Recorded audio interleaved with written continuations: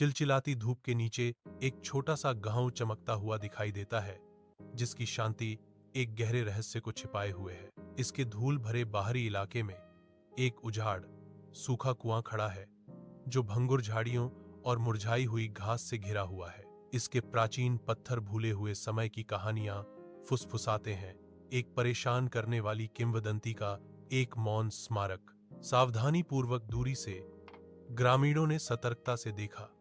उनकी फुसफुसाहट में एक भयानक नाम था, भूतों का कुआं। उनके चेहरे भय और रुग्ण जिज्ञासा के एक भयावह मिश्रण से भरे हुए गांव के गहरे डर को दर्शाते हैं। शापित कुएं को देखते ही हवा में अनकहा डर भर जाता है, एक रोंगटे खड़े कर देने वाली किंवदंती जो अब जीवंत हो उठी है। रवि के घर में एक अकेला दीपक मंद मंद चमक रहा है, जो उसके चेहरे को एक तीव्र दृढ़ संकल्प से रोशन कर रहा है। वह कुएं की दबी हुई कहानियों को ध्यान से सुनता है। ग्रामीणों की फुसफुसाहट उसके चारों ओर रहस्य का जाल बुनती है।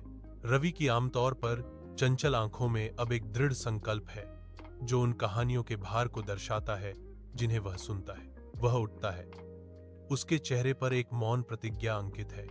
आगे आने वाली अज्ञात यात्रा के लिए तैयारी कर रहा है। उद्देश्य के साथ वह अपनी पानी की बोतल इकट्ठा करता है, जो उसके सामने आने वाली चुनौतियों के लिए जीवन रेखा है। हाथ में एक मजबूत टॉर्च पकड़े हुए रवि रात में कदम रखता है, अंधेरे और उसके रहस्यों का सामना करने के लिए तैयार है।